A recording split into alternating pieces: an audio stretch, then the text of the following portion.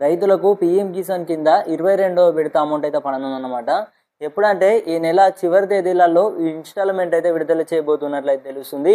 దేశ ప్రధానమంత్రి గారైతే రాష్ట్రాన్ని ఎంచుకొని ఈ అఫీషియల్ వెబ్‌సైట్‌లో కూడా మనకు అతి త్వరలోనే ఇంటర్ఫేస్ అనేదైతే ఈ విధంగా రావడమే జరుగుతుందన్నమాట. సో, మీ అందరూ కూడా ఈ ప్రక్రియ పూర్తి చేసుకోవాల్సి ఉంటుంది.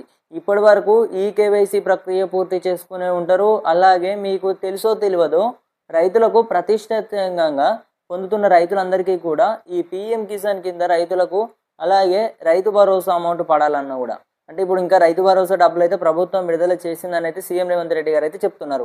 కానీ రైతు భరోసా నిజానికి అమలైందా అంటే మనకు ఎక్కడ అంతగానో చూసుకున్నట్టయితే డబ్బులకు సంబంధించి అయితే ఎవరికి కూడా ఇంకా పడలేదన్నమాట. అంత ఉత్తుత్త ముచ్చట్లు అనేది చెప్పుకోవచ్చు.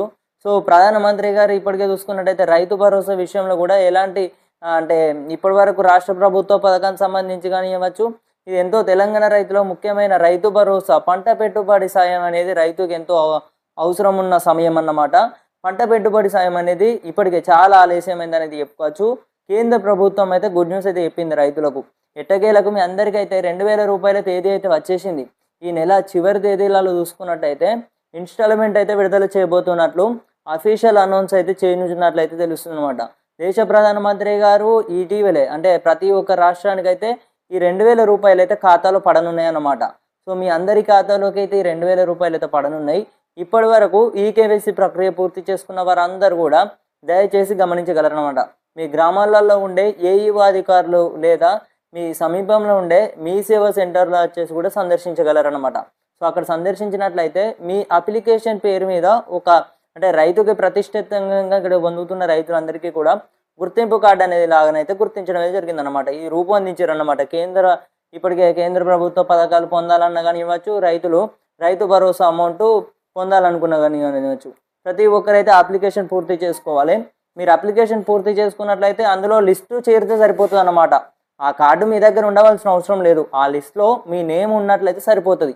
ఆ లిస్ట్లో మీ నేమ్ ఉన్నట్లయితే మీ ఖాతాలోకి 2000 రూపాయలు అయితే నగదు ఈ నెల చివరి తేదీలలో మీ అందరికీ కూడా 21వ విడత పడిన వారందరూ కూడా ఈ 22వ విడత అమౌంట్ అదే పడుతుంది అనుకుంటే అదొక పొరపాటే అన్నమాట.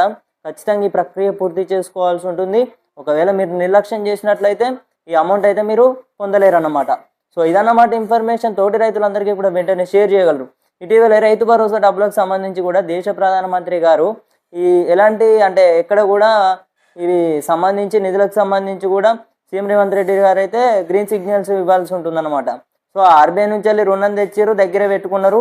ఇక ఏం చేయాలి అని అయితే ఇట్లా మరి కాలం అనేది మొత్తం కాలక్షేపం చేస్తున్నారన్నమాట. సో, ఇదన్నమాట ఇన్ఫర్మేషన్.